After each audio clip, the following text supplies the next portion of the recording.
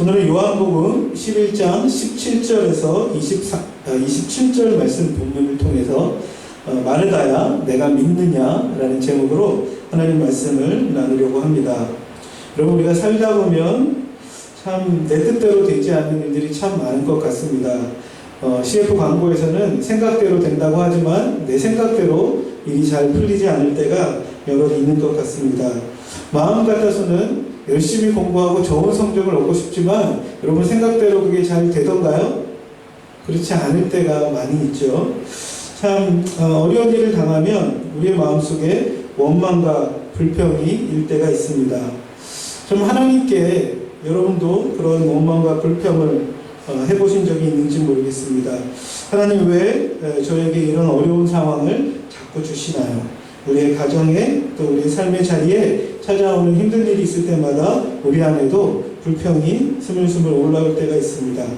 요즘 우리의 상황이 그렇지 않은가 생각됩니다.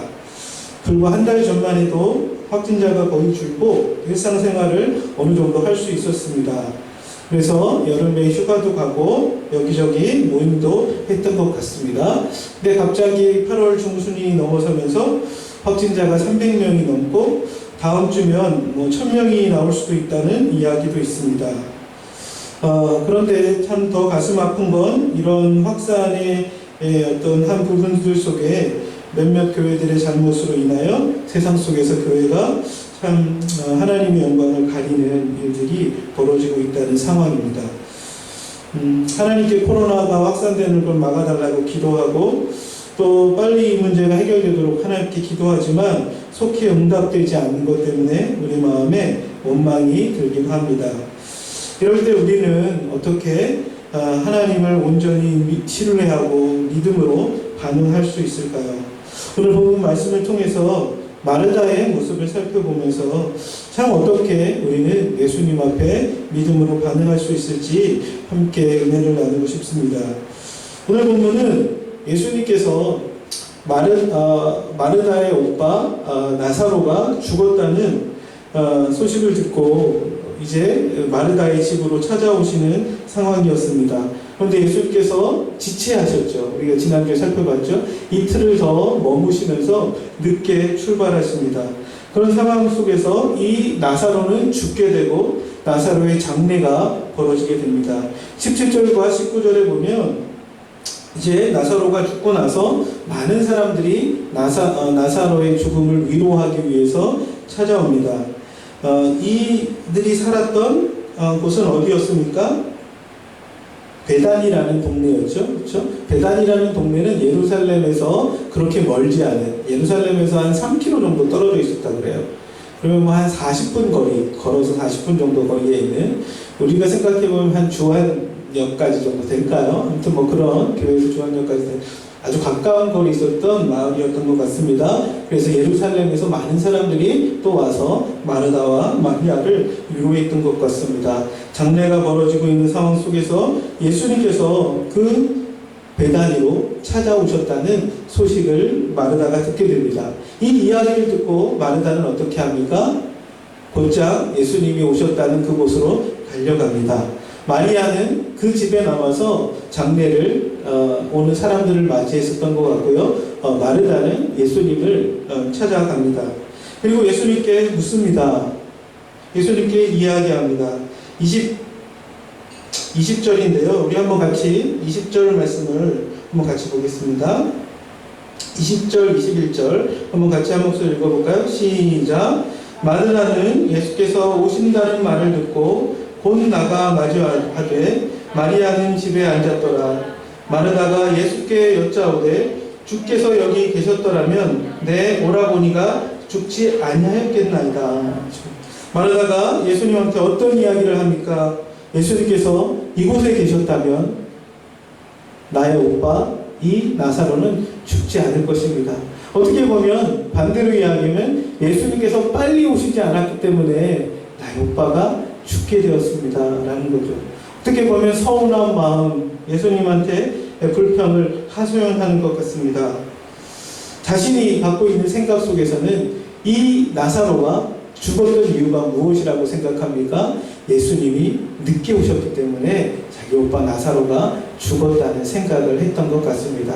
그러나 여전히 이 마르다는 예수님을 향한 믿음은 있었던 것 같아요.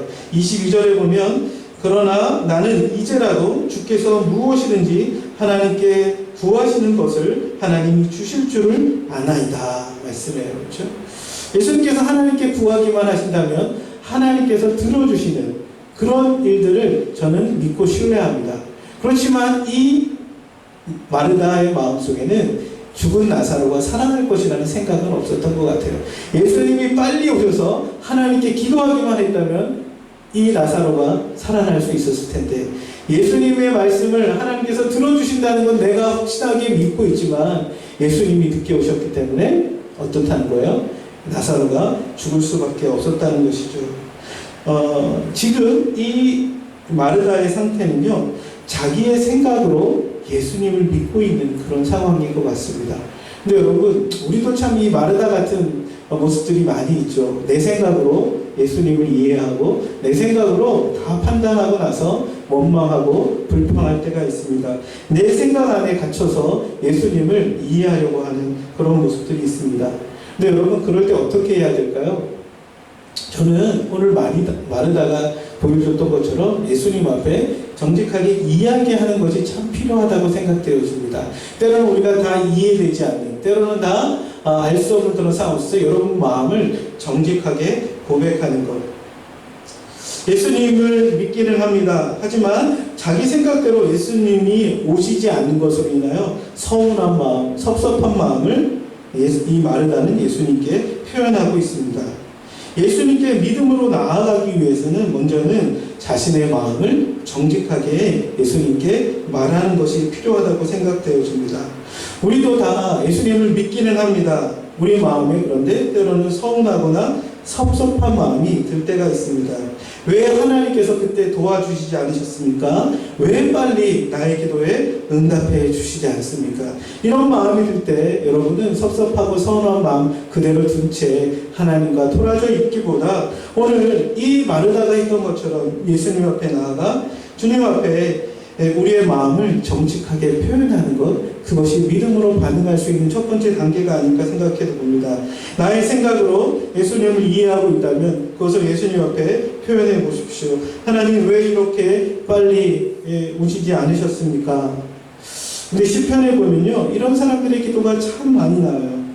많은 사람들이 자신을 죽이려고 하고 또 자신이 많은 큰 어려움 속에 하나님, 언제까지 이런 일들이 일어나겠습니까? 하나님, 왜 저를 돌아보시지 않습니까? 하나님, 왜 저 악인들을 그냥 보고만 계십니까?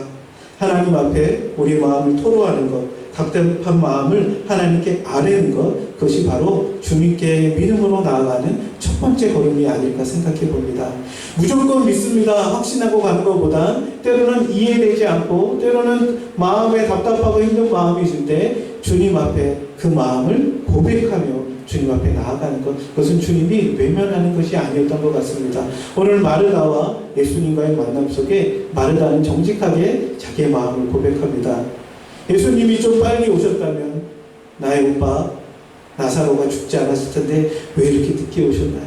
그 마음을 고백합니다. 하지만 예수님을 향한 저의 마음은 여전히 신뢰하고 믿음으로 나아가기를 원합니다. 그 고백을 하는 거죠. 그리고 나서 이제 예수님께서 마르다에게 한 가지 말씀을 하십니다. 무슨 말씀을 하시죠? 23절에 보니까 너의 오라비 나사로가 살아날 것이라는 거예요. 그런데 마르다는 예수님이 다시 살아나실 거라는 그 말씀을 어떻게 이해하냐면 종말의 때에, 마지막 때에, 부활의 때에 다시 살아날 걸 저도 알고 있습니다. 그 이야기를 하는 거죠. 우리 23절, 24절을 한번 같이 읽어볼까요? 같이 읽겠습니다. 시작. 예수께서 이르시되 내 오라비가 다시 살아나리라.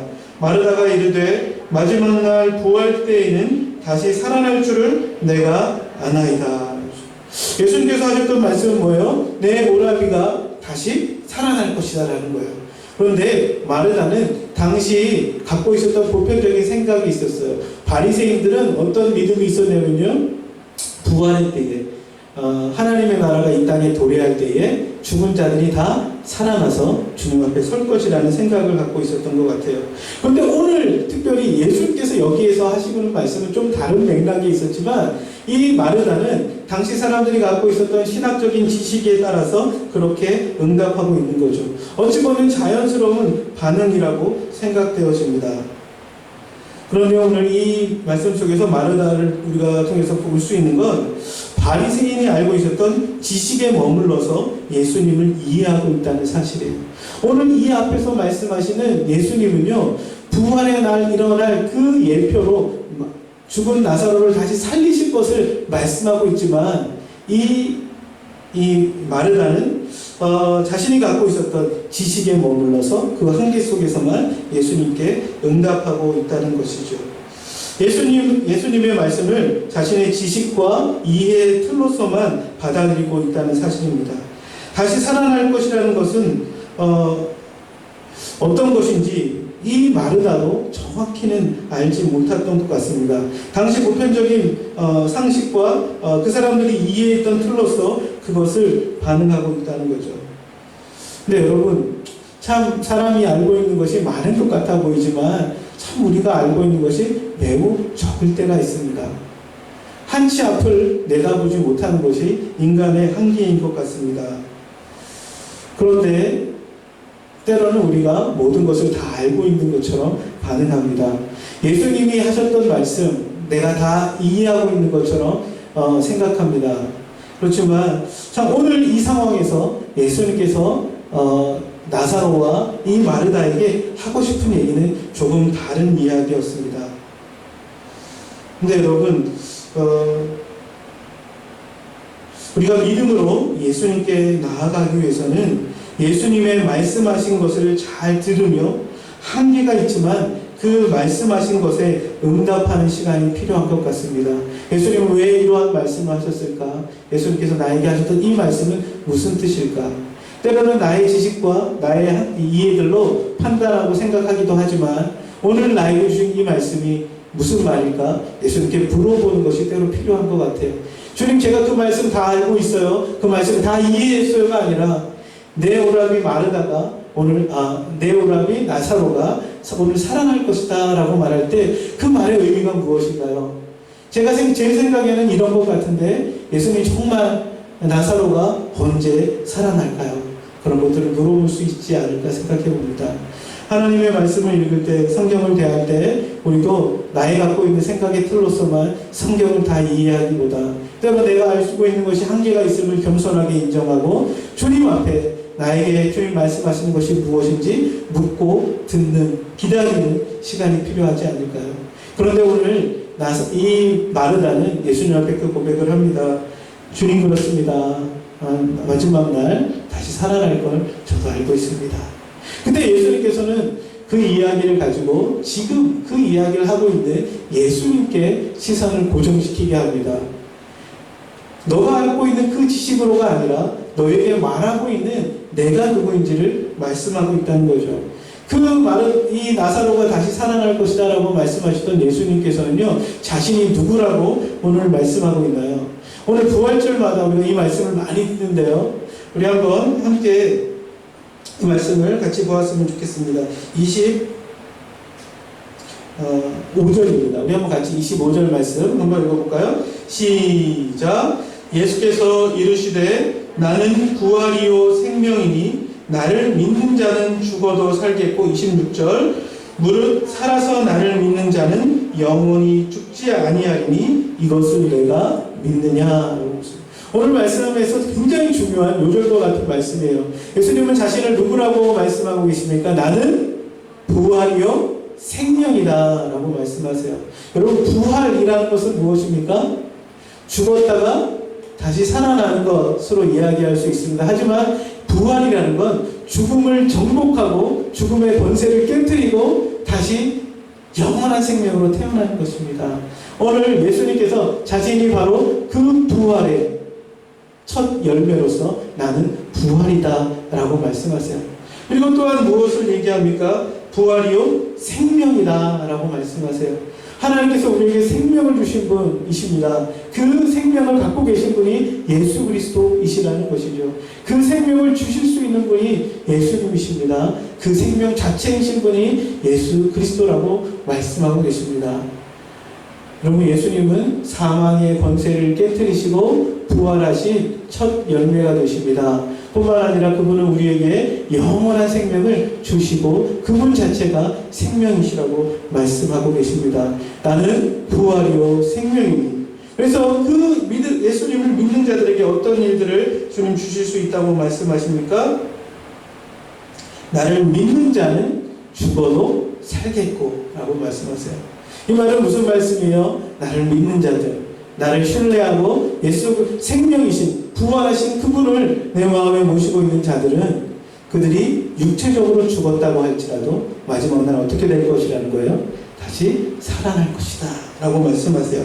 데살로니가전서 4장에 보면요, 천사장의 나팔 소리와 함께 주님이 다시 오실 그날 모든 믿는 자들이 주님 앞에 다시 살아나 주님을 맞이할 것을 말씀하고 있습니다.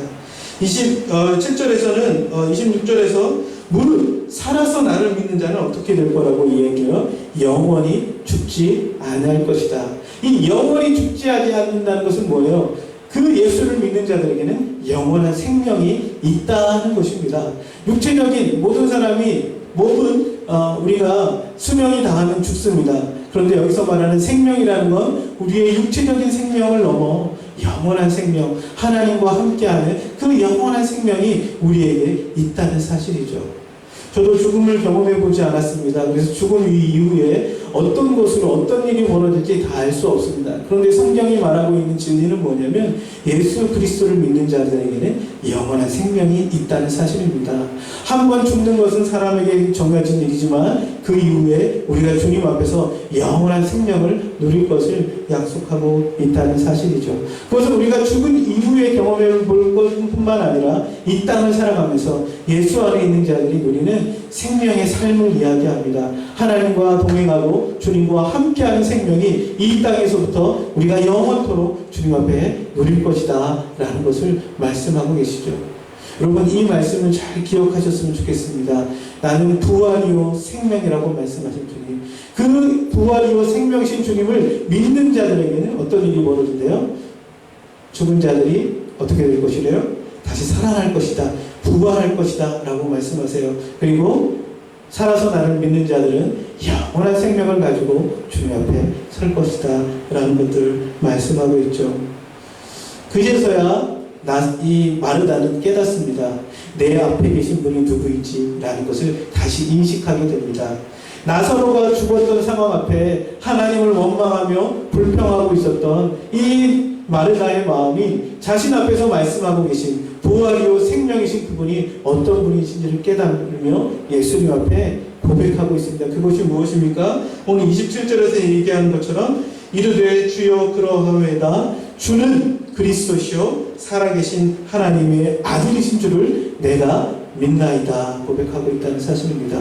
부활이시고 생명이신 그분께서 오늘 나에게 하고 계시는 영원한 생명, 참된 부활을 주시는 분이 누구인지를 그는 고백하고 있죠.